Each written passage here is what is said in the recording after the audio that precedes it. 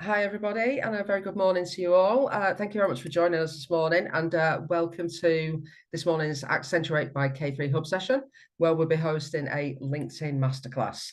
For those who haven't met me before, my name is Marie Wadeson. I'm a managing director at Quantuma, and on behalf of our parent company, the K3 Capital Group, I'm also responsible for the K3 Hub. I think there should be some information on the screen about what the K3 Hub is for those that aren't familiar. So in a break from convention, I'm actually chairing this session this morning from a hotel room in Glasgow, where last night a number of the Quantuma team, along with colleagues from around K3, joined our Scottish colleagues to mark our 5 years in Scotland anniversary. So just over breakfast this morning with some colleagues, I learned that last night we completed on a pre-pack sale of a business in Peterborough, where we saved over 50 jobs, which is a great way to start a Friday morning. Apparently, we've got another 3 pre-packs completing this morning with well over 200 jobs being saved. Another great way to start a Friday. And I also learned last night as well that we're nudging ever closer to completing a sale of the Dumbarton Football Club, which would see one of Scotland's oldest football clubs emerge from administration. So a great way to start a Friday for us here. On to today's session and a few bits of housekeeping for you. So we are recording today's session and the webinar will be hosted on the K3 Hub and Quantuma websites next week. If you wish to go back and refer to anything that Joe discusses today, on this basis, we're not going to share the slides on this occasion. Q&A function is open, and I have the pleasure of chairing the Q&A session. I'm going to put those questions to Joe at the end of the session. If you could use a Q&A rather than the chat, that would be great, just so I've got all of your questions in one place. And I believe that Joe is going to begin her presentation with a poll, so please do get involved in that. Introducing our guest speaker, and in that case, so very pleased to welcome back my colleague, Joe Edwards. Joe is principal of the JE Consulting business, which is an award-winning marketing agency which specialises in providing marketing assistance to professional services firms. JE Consulting, as I've already alluded to, also happens to be our sister company here at Quantuma and a fellow K3 Capital Group company. Joe has very significant marketing experience and works with a wide range of professional services firms, and has a particular specialism in preparing and delivering online and social media strategies to clients. She's helped many firms generate new clients, develop profitable strategies, and cross-sell to existing clients through innovative e-marketing programs. So in today's masterclass, Joe will be covering how to optimize your LinkedIn profile, growing your network, creating engaging and relevant posts, and using LinkedIn to generate new clients. So Joe tells me that today is a hands-on practical session. So let's all strap in for a learning experience. And if you're in a position to do so, why not fire up a browser and open up LinkedIn so you can try out Joe's tips as we go. Joe, over to you. Brilliant. Thanks very much, Marie. And thanks everybody for joining this morning. So we've got about, I think we've got till 10 o'clock. So I'm hoping everybody's got LinkedIn open if you have, if you're able to, or not. If you haven't, get a pen and paper. I want you to walk away from this session today with a list of things to do. I'm going to make it very practical. So we're not just going to have a death by PowerPoint. I'm going to jump in and out of slides into LinkedIn, into showing you some different sorts of content that you could be looking at. So apologies as I dive in and out of sharing my screen. I hope not to make you too dizzy by the end of this. So before we kick off, I think that let's set the ground. I think it's important to understand the benefits of LinkedIn and why we should even be playing in this sandpit at all.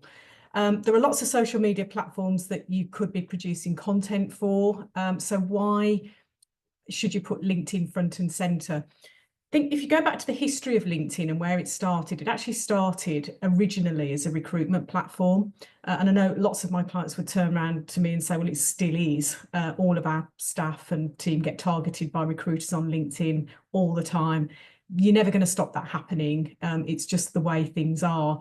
But because of its millions and millions of profiles and active profiles on here, it makes it, for professional services, a very interesting platform to get personally involved in. So as a marketing person, got to love a few stats. These came from HubSpot, where they did a bit of research into how effective LinkedIn actually is for lead generation. Results from that on the screen here, 277% more effective than X or Facebook. Visitors are 4 times more likely to visit your website from your LinkedIn profile. So if you post content in a clever and engaging way with a good call to action that leads back to your website, the chances are that if that post has engaged with the reader, they're going to visit your website as a result of that. Interestingly, when you look at your website statistics at the end of every month, if you look at the Google dashboard, it will show you referring sites. And if you and your team are active on your personal profiles, LinkedIn should be sitting in that top 10 of referring websites to your referring channels to your website. So maybe have a look at that, and it will give you a good indication of just how proactive your business is, your team is on LinkedIn at the moment. LinkedIn users have a much higher than average income profile. Yep, got to like that. Especially in the professional services arena. It's a rich CRM tool. I've mentioned Google already, but one of the things to remember with Google is that Google likes relevant and relatable content and will rank relevant and relatable content on page 1 above anything else.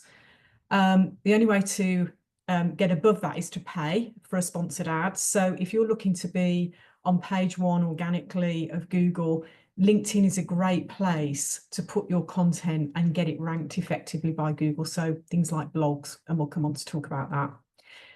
It's also a great platform to improve your personal brand and establish yourself as a credible expert in the field in which you work. And again, as part of this session, I want to have a chat about personal branding and just look at some ways in which you can action things as a result of today to start improving your own personal brand. So just moving on from there, before you kind of go away and start thinking about your LinkedIn actions, one of the things I think is really important is to set some LinkedIn goals. It's understanding why you want to spend what effectively could be chargeable time on the LinkedIn platform. So are you here to generate leads? Do you want to use LinkedIn as a way of getting new clients to talk to you? Do you want to use LinkedIn to find people to collaborate with? So this could be, complementary service providers who can introduce you to their clients, where you can do some joint marketing or BD together. Are you there to build personal brand awareness? Do you want to be known so that people come to you for commentary, that people come to you to be an expert speaker at their events, or choose you over your competitor because you're seen to have that credible personal brand? Or are you using it to gather market intelligence? And that could be about your competition. It could be market intelligence for recruitment purposes. So I'm going to ask for a poll to be launched at this point and to ask you what your LinkedIn goals are. And it could be all of the above. So just take a few seconds and participate in that poll. And that will help me gear the hands-on stuff that I show you today.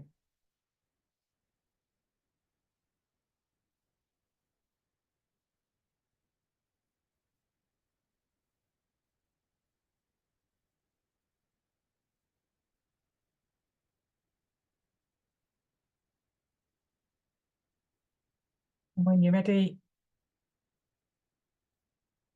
have a look at this. Okay, we've got a good mix here. This is great. So about 25% of you want to generate leads. Smaller number want to find people to collaborate with. Personal brand awareness, good number, that's great. And gather market intelligence, a bit smaller, I do imagine that.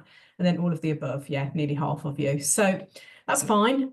So what we'll do is we'll give the hands-on session to bits of all of those, but perhaps less on market intelligence based on that number. Thanks, Helen. Okay, so let's move on. We're going to get into LinkedIn in a minute and pick up on that first agenda point that Marie mentioned, which is all about optimizing your profile. Just hinging back to lead generation for a second, one of the things to think about with LinkedIn is how you're going to build a target audience for your connections. So I want you to be thinking about what's the job title or the function of the business or of the individual rather that you want to be building a connection with, and that will help when we get into the practical session of building connections. Think about the industries or sectors that are most appropriate to you and your work type. Think about the size of business that's important for you, or the income profile of an individual, and also geography. So where are they based? And perhaps just make a couple of notes now that sit around that target audience list. And when I get into the practical session in LinkedIn, I don't need to come back to this slide to regroup on that one. Okay, so I'm going to stop sharing slides for a second, and we're going to dive into LinkedIn and pick up on that first agenda point, which is all about optimizing your profile. So I'm going to stop sharing that screen and we'll go on to LinkedIn. So I'm hoping you can all see that effectively. All right. Okay, so I'm on the home screen at the moment, as you can see. Before we dive into the profile, I think there's a couple of things to think about that protect your profile from the competition and from what I'm going to call irrelevant connections. So we'll start off by just going into this section here, which is called the Me section. There's a drop-down menu, and I can go into settings and privacy at this point. So this is where I can set everything up that allows me to control, if you like, who is viewing my connections, who can download my email, and things like that. If we go into, first of all, visibility, you've got here a number of things that you can change. So first of all, your profile viewing options. If I just click on this, you'll often see when you look at your analytics on LinkedIn, who's viewed your profile. If you are doing some market intelligence, you're looking at your competition or you're doing a bit of recruiting, you might not want them to see that you've been looking at their profile. So if that's the case, just switch over to private mode while you go and do your stalking, and it will only show up that you've been an anonymous LinkedIn member that's visited the profile. And you can switch that on and off. Generally, mine is always set to my name and headline because I generally want people to know that I'm looking at them. I'm in a sales and BD role, so it's important that they see me. I've got some visibility. But if there's a reason not to be seen, you can switch it on and off here. You can also see here that you've got who can see or download your email address. Yeah. And you're given options here where it's only visible to you, so people can't data scrape on LinkedIn and download your email. Or in my case, I'm happy for anybody that I'm connected to in the first being they've invited me to connect and I've accepted, or I've invited them to connect and they've accepted. So we've got that first relationship.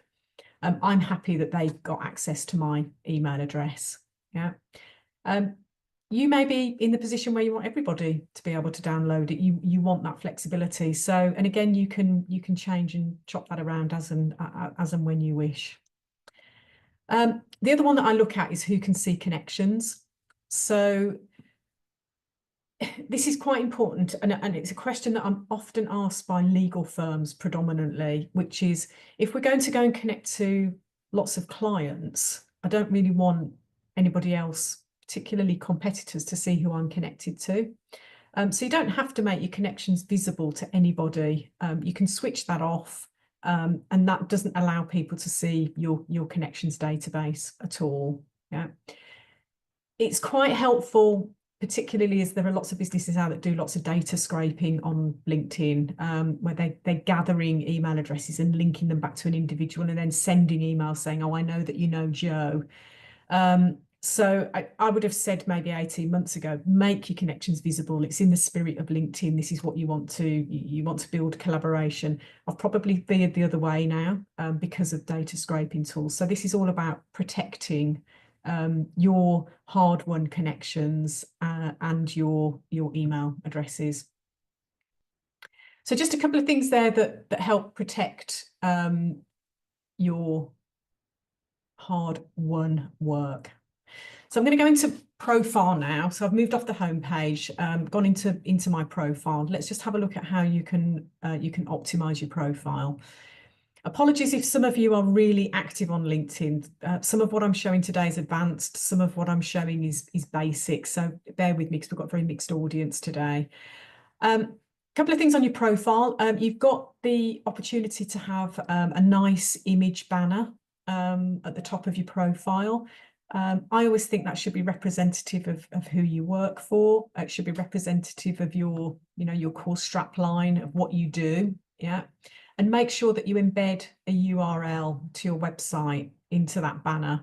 And when we talk about how do you get people to visit the website as a result of your activity on LinkedIn, making it easy for people to click on the website is really important. So get that embedded in, a nice picture. Your profile photograph should be a professional headshot. We don't want pictures of you on the beach or walking the dog. Yeah, I am a believer that LinkedIn is a professional networking environment. It's not a typical social media platform. So if you want to be taken seriously, have a decent headshot photo put in there. The verification tool here, that's really about ensuring that you're not a fake profile. So verification stamp, you have to upload identification information and checks are done to make sure that you are who you say you are. I would do that just on the basis that it shows you're real and you've been checked out. This next section here, which I'm just going to highlight, this is a field that's attributed to your job title. Now, I mentioned Google earlier, and Google likes LinkedIn. It's got millions of pages of content, so Google's robots will always cache LinkedIn on a very regular basis. For lead generation, if you want to be found on LinkedIn or even found on Google, this job title is the first field that the Google robots will generally cache. So rather than just having your job title, think about commentary in here of if somebody's searching on LinkedIn or searching on Google, what are they going to look for to find you? And the chances are it won't be managing director or business development manager or whatever your title might be. They'll be using a long search phrase like I'm looking for a marketing expert in professional services, or I'm looking for a corporate lawyer that can help us with a commercial contract, or I'm looking for an accountant that specializes in R&D. So change your job title to a search phrase that you want to be found for on Google or LinkedIn. Don't ask me why, but if you put your website address ahead of that, it makes it more attractive to the Google robots. So again, just a quick tip there, put your website address before that narrative. Moving on, so the About Us page, again, you go back on LinkedIn a couple of years ago, and this would be, a career history that probably spanned about 6,000 words for most people. It was really boring generally. It's now changed, and there's a word count maximum for this section. So you've got to be really careful about how and what you put into this section. So again, we want to make this content here really attractive to Google. So first thing is put your website address at the top. Your first section is, and the page is about breaking this down to make it easy to read. So generally people will read in a Z fashion, yeah? And you want biteable chunks that make it very quick and easy for skim reading. So your first section should be a sentence that says who you are and what you do. Your second section needs to back that up. So you can make this slightly longer, yeah? A couple of sentences, good paragraph on your experience, who you work with, your approach to how you work, and what you're going to do for the reader of your profile. And then rather than lots of text, I would break this next section down into bullet points. So this is broken down now into what are my specialisms, or what does our business do? Yes, it doesn't have to be just about what you do as an individual. You break that down into the services of your firm. And then the final thing is give a good call to action, get in touch with a DM, visit the website. If you offer a free consultation, make it front and center. The featured section, I use this for marketing collateral. So if you've got PDF brochures, flyers, useful presentations, useful white papers, whatever collateral you've got, put it into this featured section, and include in here as well, if you've been published in the press, for example, have that information in there as well. So this is all making it easy for people to get the various assets that help them make a decision as to whether they should use you. Obviously, your activities, your posts, we'll come on to that in a bit. The next section to focus on really is the recommendations. So I always recommend having between 10 to 15 recommendations on your LinkedIn profile. Try and update them as often as you can. Yeah. I tend to have a reach out perhaps every 6 months to clients and ask them if they would give me a new recommendation. And the way to ask for them on LinkedIn, you have to be connected to the individual that you're asking in the first degree. And if you want a new one, you just use the plus button, ask for a recommendation, and you can search for people that you're connected to, and then a wizard will take you through that process. If that individual responds and gives you a recommendation, that will show up in your messages, yeah, here. And you've got the opportunity to have a look at any pending, you validate them before you upload them, just make sure they've said what you want them to say, and then you can upload them onto your profile. But as I say, try and go through a process of getting perhaps a new one every 6 months or so. Okay, so that's really about profile optimization. What I want to move on to now is how you grow your network. So the obvious ways, yeah, think about who I've met this week, who I'm going to meet next week, who I've and do your homework every week to make sure that you connect to all of those contacts that you've made throughout that given week. Obviously, when you go into LinkedIn, it will always give you suggestions of who you could be connecting to. And that comes down to a discipline and a process every week to say, I need to build my connections. I need to show the people that I'm seeing next week that I'm interested in them before I get there, yeah, and go and view their profile and ask them to connect with you on LinkedIn. So that's the simplest thing. Often that can be quite limited. Yeah, it depends on how active you are in your own BD. If you want to build your connections faster than that, as I mentioned before, LinkedIn's got millions of profiles. So what you can start to do is to say, well, who is my target audience? What industry sector are they in? What sort of businesses would make good clients for me? What sort of individuals would make good clients for me? And start using LinkedIn as a database building tool. So I'll show you an example here. I'm going to put myself in the position that I have a remit to build connections with managing directors of businesses in a particular industry sector in London. Yeah, so that's a very simple search, you'd think. Yeah. So the way to do this is to say, right, I want managing directors first of all. So put it in quote marks. Yeah. That I'm after people with the job title of managing director. Yeah.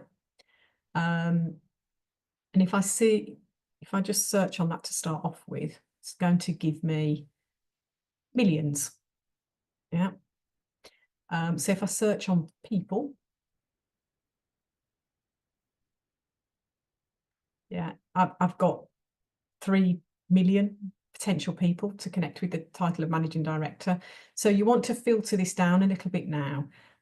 You don't want people that you're connected to in the first because you're already connected to them. So I'm looking at people on the free version of LinkedIn. I'm not using premium today, that I can actually connect with as a result of doing this database build. So let's just look at those that I've got a second degree connection with first of all. Yeah. And then I'm going to filter a bit more to say, well, I only want London. Okay, so you're now starting to hone down the activity.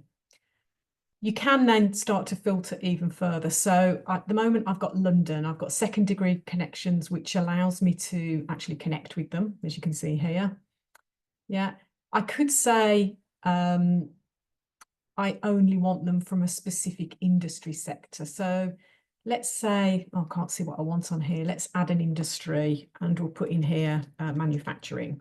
Yeah, so it's quite wide. I could filter that down a bit more, but let me just go for manufacturing to start off with. And if I just go up here, give me my results.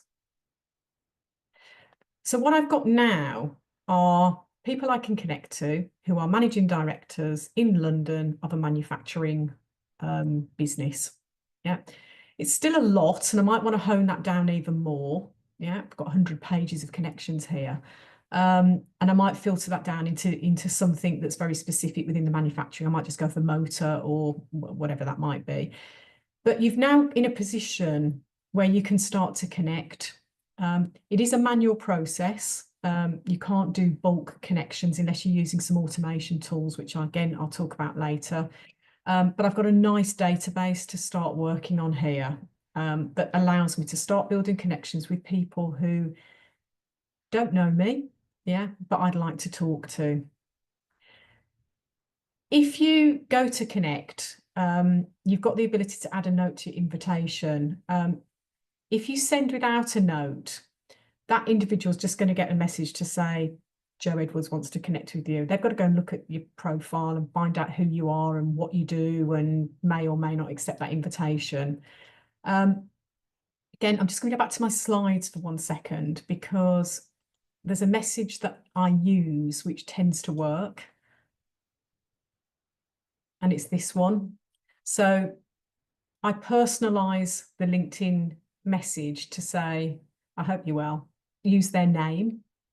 Yeah, and give them a reason for connecting. It's not that I want to sell to you. I'm looking to build a network with other professionals who are active on LinkedIn. Yeah, and if they are active on LinkedIn, that's a nice non-combative message that will hopefully get them to respond to. So I'll give you a second because you might want to write that one down.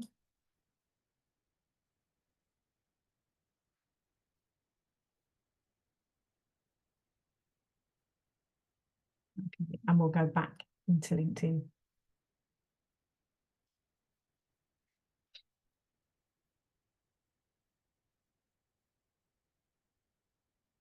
Okay. Other ways of growing your network are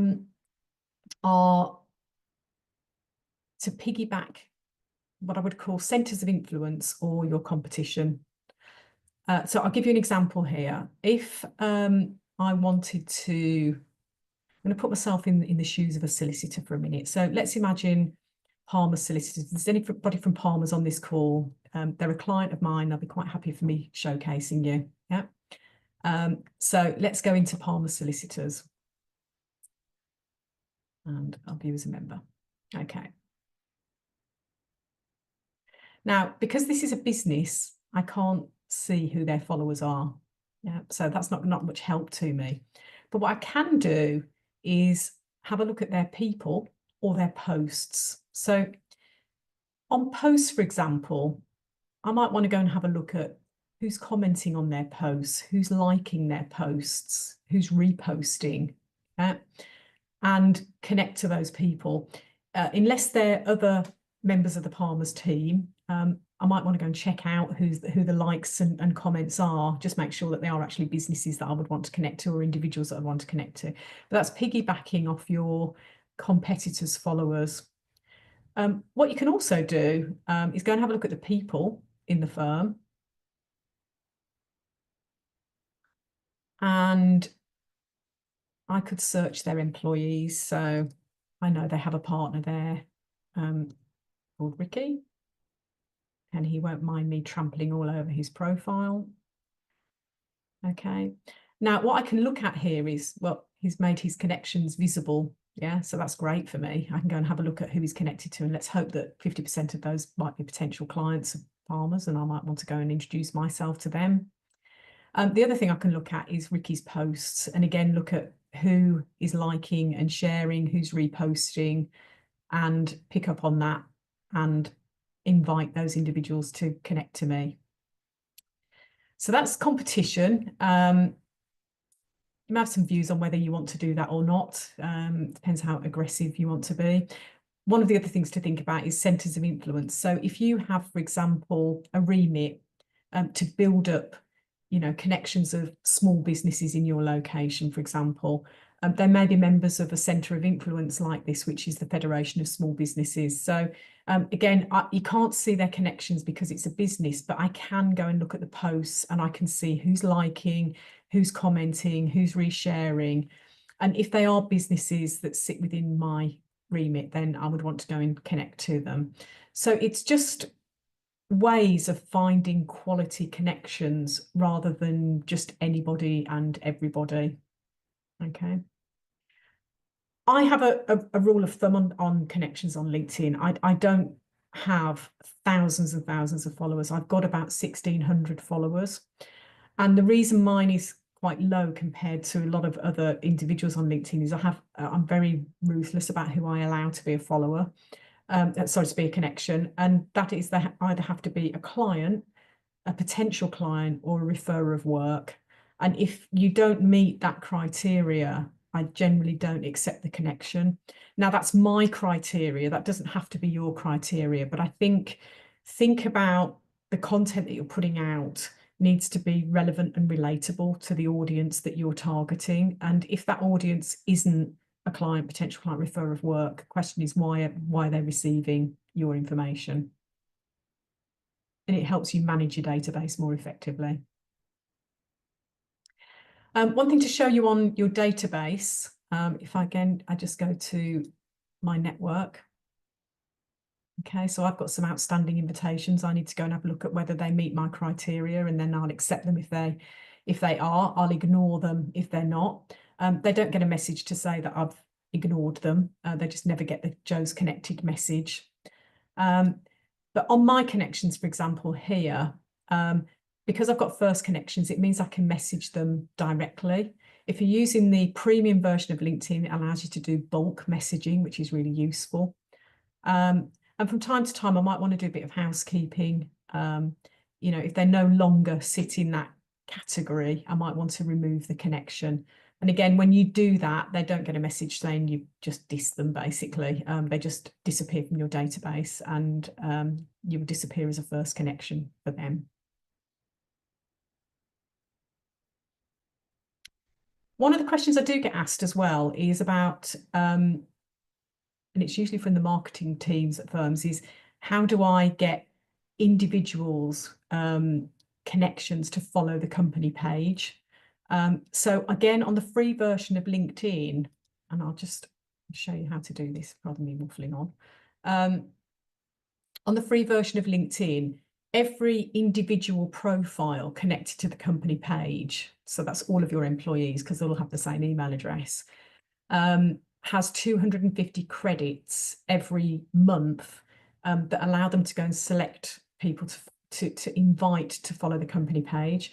When they've selected them, there'll be a message that appears in that individual's inbox to say, you've been invited to follow JE Consulting. Yeah, not all will, but about 40% generally will accept that.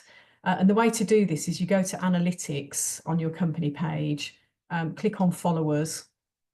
Yeah. And then what you want to do here is grow your followers, invite connections. So if I click on that now, it'll bring up my database because I'm using my profile. Yeah. And I can start inviting people. And I've got 250 of those every month.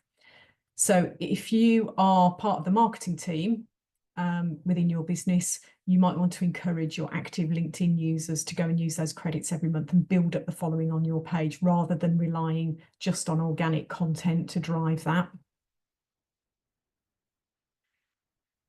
Okay, I'm just going to go back to my slides for a minute. I've got some things to share.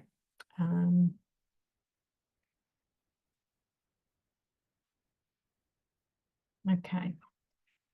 So what I've just shown you might sound like hard work. Yeah, I'm not going to lie. You know, if you're serious about this, you have to get serious about being disciplined in how you use LinkedIn.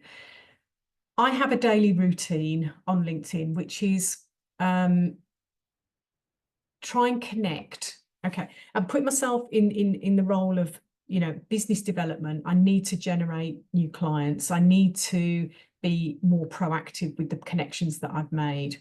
So connect with 50 targets a day. That might be a tough ask for a lot of you, but using that database creation tool that I showed you earlier on with found the managing directors, you can connect to 50 people in about 10 minutes once you've pulled your list together.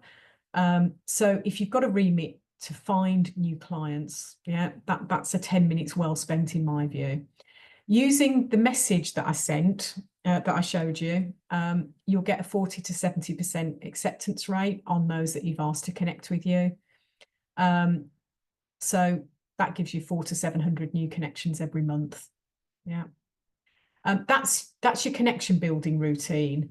I then have what I call the daily magic 10. And this is easily done if you've got the LinkedIn app on your phone, is to go in and in your news feed, yeah, comment, like, share, and repost or post your own content every day. And by commenting, liking, sharing, posting, and using the notifications tool where people have changed jobs or have got a work anniversary and congratulating them, you're keeping yourself incredibly active on LinkedIn and engaging with those that you've connected with, and making yourself, yeah, visible. And visibility is everything on LinkedIn. You've got to be present on here to actually start winning work and referrals as a result of your activity.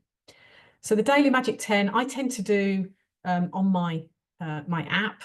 Usually if I'm waiting in reception for a meeting to start, or I'm sitting on Zoom or Teams waiting for a meeting to start, or the dinner's cooking in the evening. Yeah, that's my LinkedIn Daily Magic 10 time. Yeah, so 3 comments, 3 likes, 3 shares, 1 post, and get into the discipline of doing that. Yeah, I'll be honest, I don't make it every day. Sometimes I have to catch up a bit on a Friday. Yeah, but build it into your working pattern. Okay, I'm going to just move off LinkedIn for a few minutes and just talk about using LinkedIn for building your personal brand. So this is all about the brand of you. So I'm just going to close down LinkedIn for 1 second. There we go. Right. So what we're looking at here is creating or building that personal brand and building and creating engaging content. And the ultimate goal in this is to become a unicorn in a sea of donkeys. Now, I'm going to caveat this a little bit because, you know, a struggling freelancer on LinkedIn can become a global entrepreneur in about 20 minutes if they're clever with their profile copy. I think authenticity on LinkedIn is absolutely vital. Yeah, make it real, and make the content and what you're doing on LinkedIn just wholly relevant to you and who you are and what you want to be known for. So we're working in an incredibly competitive space now, as I'm sure you all recognise. Yeah, and there are benefits in relation to personal branding, and I think we can take a bit of a steer from some of the big brands that are in the market at the moment. You brand yourself every day unknowingly, you know, whether you're you're a Starbucks girl or a Nike guy, or, you know, that Mont Blanc pen, for example, or the Rolex, yeah, the I made it status symbols. But I think every day we're branded, and you've got to take a lesson from some of the big brands in terms of how you put yourself out there. So I'm just steer that back for a minute, and think about what are the 3 R's of personal branding. For me, they're recognition, reputation, and respect. And if you set those as your core pillars of personal branding, you then got to look at how you produce content that fits. So recognition, first of all, is being in a nutshell, instantly seen as the go-to specialist in your niche without really having to convince everyone.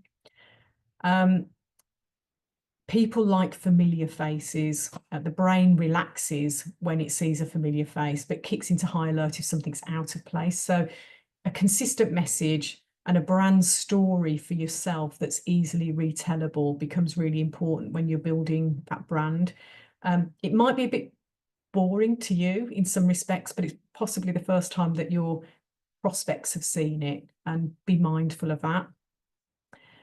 We then look at reputation. So this is, I guess, hinging really off the back of the fact that word of mouth is always going to be your best form of marketing in professional services. I still hold true to this, that most professional service firms should be generating 80% of their new work through referrals, whether they come from clients or introducers, professional contacts. It's always going to be your best source of new client work. And if you're not getting referrals, it's generally because A, you're not doing a particularly good job, or you're not asking for them.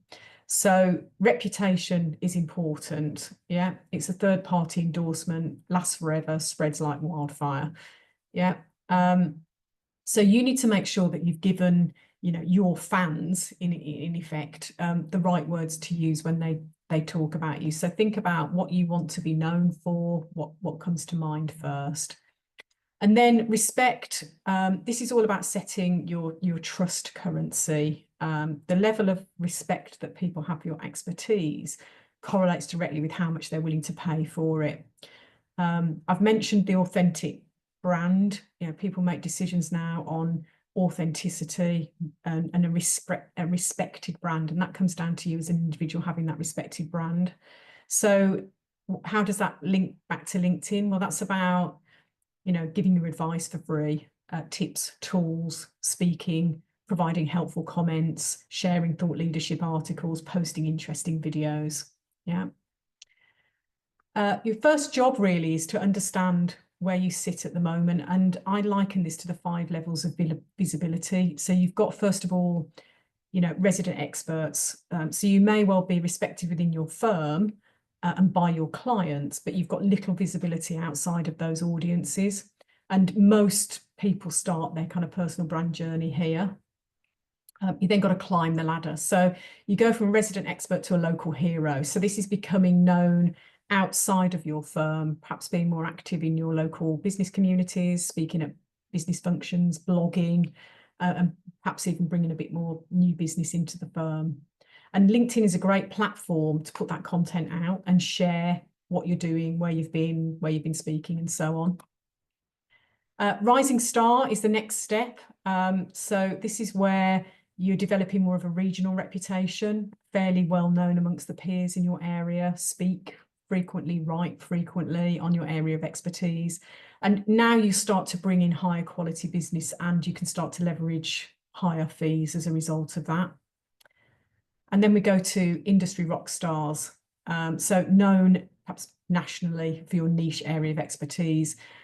Individuals in this category will attract premium clients and premium fees. And as a result, they generally become significant assets to their firm as well. And then the highest level, in my view, perhaps is global superstar. So world elite, broken out of the niche, become recognised more broadly in the industry, command the highest fees, and people want to be associated. All I would say is, before you go jumping from resident expert to global superstar, just keep in mind that every step on this requires more effort and time than the step below it. It's easier to go from resident expert to local hero than jump to industry rock star on day one. Fairly impossible. But also bear in mind that a fee earner sitting at resident expert at the moment, if they get to rising star, can generally charge 13 more times than they are at the moment in their fees. So building that personal brand has a direct financial outcome. And then, what tools really work? We did an analysis across, our own client base when it came to personal branding actions that we were pulling together. If that client's written a book, a great asset to build that personal brand. But simple things like blogs, articles, regular columns, etc., being asked to give commentary to journalists. All of these things help, and showcasing them on LinkedIn is all part of that process. So you've got to think about content of how you're going to gain attention, turning what you've written into something that rules. Yeah. It falls into 3 buckets generally. Content that is there to teach and educate, share your knowledge, could be explaining a tricky aspect of the law or a tricky aspect of tax, breaking it down into a recent update, maybe legislation's changed, offer a practical tip. The second second bucket is social proof. So this is where you have to showcase the value of what you do. So share client wins, testimonials, case studies, significant milestones. And then finally, you've got the make it personal aspect with sharing who you are. So this could be more personal content about where you've been. It could even be something as, sharing a thought that you had on your dog walk in the morning or at the gym in the morning, whatever those things might be. People generally don't want to know what you've had for lunch. We've all fallen into that trap. But personal content is generally 5 times more engaging than teach and educate, surprisingly. Yeah, so you've got to mix it up a bit. And there are engagement boosters. Remember, power of creative writing is about short sentences, make things easy to read. Best time of day to post on LinkedIn, Monday to Friday between 9:30 and 10 or between 5:30 and 6 p.m. are the peak viewing times on LinkedIn. Use lots of bright colours. You're going to have to go off-brand, a little bit in terms of what your posts look like. And LinkedIn isn't a platform that likes lots of hashtags. My rule of thumb is 3 hashtags on a post, no more than that, and make them relevant to the content that you've written. Particularly if it's something that's trending, you want to pick up on the trending hashtag. I've got a couple of minutes. I just want to show you some examples of content that can generally be a little bit more engaging. So I'm just going to stop my share here. Again, I'm hoping you can see this. So this is just one of ours. We did a couple of posts here for an event that we're running for accountants on the 3rd of June.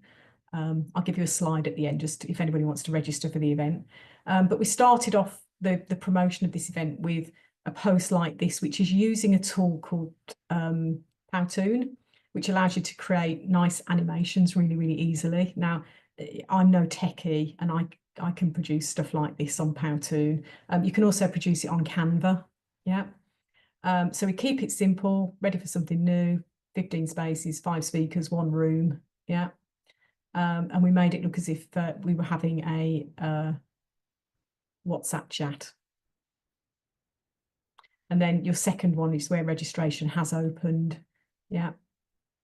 And again, there are lots and lots of tools that you can use to create engaging animations. I've mentioned Powtoon and Canva. There's also others like Giphy, for example. And video will always gain more attention than,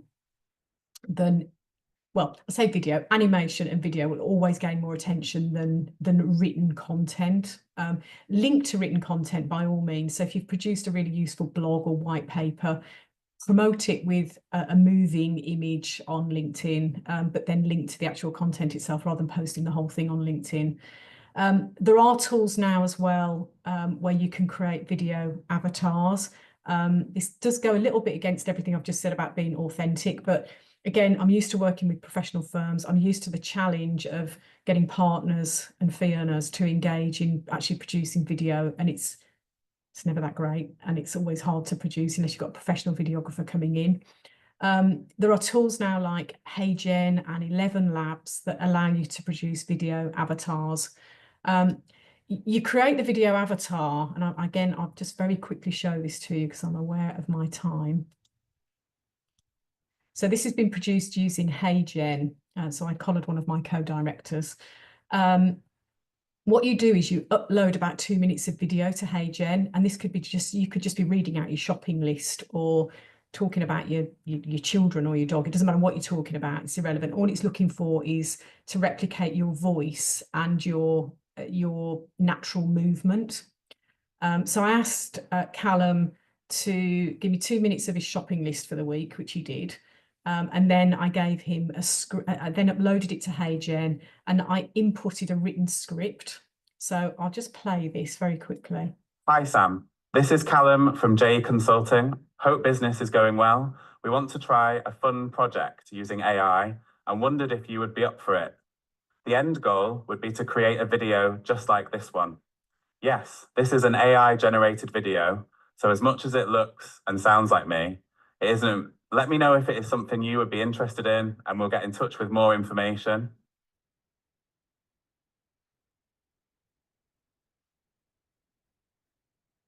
Yeah, so pretty scary. Yeah, but it is a great way of getting video introductions to your blogs and your useful guides, thought leadership content, and giving a video introduction to it. Okay, I did mention the control room of being an event we're running on the 3rd of June. So just before we head on to the Q&A, I'm going to shamelessly do a pitch for this.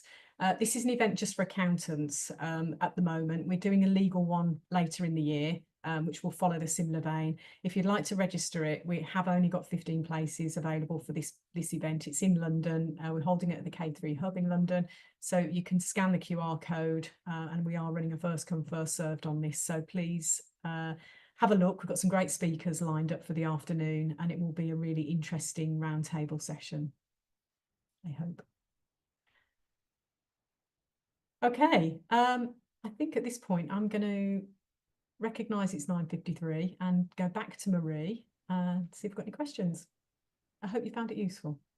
Thank you very much, Jo. That was a fabulous canter through LinkedIn and personal branding, and I think one or two people have shared my thoughts around a terrifying AI Callum, which I'm sure that he's aware of that. Anyway, right, we've had questions come in advance for you, and we've got quite a few that have come in during the session. So I'm going to mix them up, and I am conscious that we have only a fairly short period of time now. So if we don't get to your questions, I will pass them on to Jo. She will come back to you after the session. So let's jump right in. So Mark has asked, is it possible to save a list you've created for connection building? Yes, but you need premium to do it. So if you've got the free version, you can generate your list and you can start connecting. You need premium to save it and export it. Okay, lovely. We've got quite a few people asking for slides. So we said up front we weren't going to share those, but I think, Jo, you will probably be in touch with our delegates in the coming days. Perhaps you can make some arrangements there. And a few people said that they were late, so we are going to share this recording on the Quantuma and the K3 Hub websites. Could be even as early as later on today, if not Monday. I think Mark also talked about video not being on the critical list of tools. We have just covered video, but Mark's asked, is video best used on other platforms and not LinkedIn? Any views there? I think video is relevant to all platforms now. Yeah, video and animation. Yeah, you've got to stand out. The only thing to bear in mind when you're posting on LinkedIn, so you post a video or a reel, it is the same thing, but you have to do it in portrait, not landscape, otherwise it won't work very well. So video portrait, and it will automatically appear and display either as a video or as a reel, however you want that done. Okay. Ellie's asked, would you recommend paying for Canva, and do you have to pay for Powtoon? Okay, so both platforms have a free version. I think if you're going to use it regularly, I would pay, because the professional version is so much more easier to use. You've got far more functionality with it, and it allows you to create from your own image libraries as well, which is really helpful. So we use the professional version and I recommend it. It's not that expensive. Yeah, we use that over here as well. There's a lot of people asking for a list of the various apps and tools that you've talked about through today's session, perhaps you can just include those in any follow-up that you do. So moving on to a few other questions then. So how selective should you be when accepting connection requests? Now, we have talked about this and your own sort of personal guidance, but any sort of general guidance for delegates? It depends what your end goal is. When you think about connections, I mentioned my rule of thumb. I'm quite ruthless about it because I don't want thousands of connections that are completely irrelevant to me. I think if I was, if I was in a BD role where I need to be targeting, 4,000 or 5,000 business owners all the time, then I've got a different remit on how selective I am. But I also don't want people filling up my message inbox with lots of irrelevant stuff either. And the ability to direct message me without email because they're connected to me creates lots of spam, which I don't like. But I think your audience and your connections are one and the same thing. Why am I here? Who am I posting it to? And making your content relevant and relatable. And if that audience is not relevant and relatable, then you shouldn't be connecting with them. Yeah. Okay. Lovely. Thank you. You've done your shameless plug. I'm just going to do a very shameless plug for a couple of or a few of the forthcoming CPD sessions that we're running over the next month or so here at the Hub. So we've got topics include understanding the accounting requirements of LLPs, calculating inheritance tax and commercial property taxes, which is always super popular. Do look out for the invites. They'll be sent out via email to you all. And we'll also be adding the registration details onto LinkedIn. So do get involved with those. So Joe, last question then in that case. So this is a question that's come in advance from Michael. So I would be grateful to get an understanding of automation tools we can use to maximize impact. Okay. So you need to get your pens ready at this point. There's a tool called Impasto. So the website is impasto.io, Impasto. That's a tool, you have to pay for it, but it helps you automatically build connections. So you can set your criteria and then do bulk connections through it. There are other tools which help you schedule content when it goes out and helps you define the hashtags that should go with it on what's trending. We use Hootsuite, but there are other tools like Buffer and Sprout Social, which I'd recommend. Sprout's also got what I call a social listening tool on there. So if you want to be constantly scouring LinkedIn where people are looking for advice, like on R&D, for example, it will pull that up and then you can automatically comment on it. And then you've got other automation tools that link to your CRM. So things like Soho and HubSpot have good API with LinkedIn. So those are just some of them, but there are lots more. But for me, I think if you're trying to do it as an individual, those are probably the key ones. Lovely. Okay, so I guess we're virtually out of time. So just as we wish everyone a great weekend, and just before we close the session, Joe, any final thoughts or comments from you before we wrap up?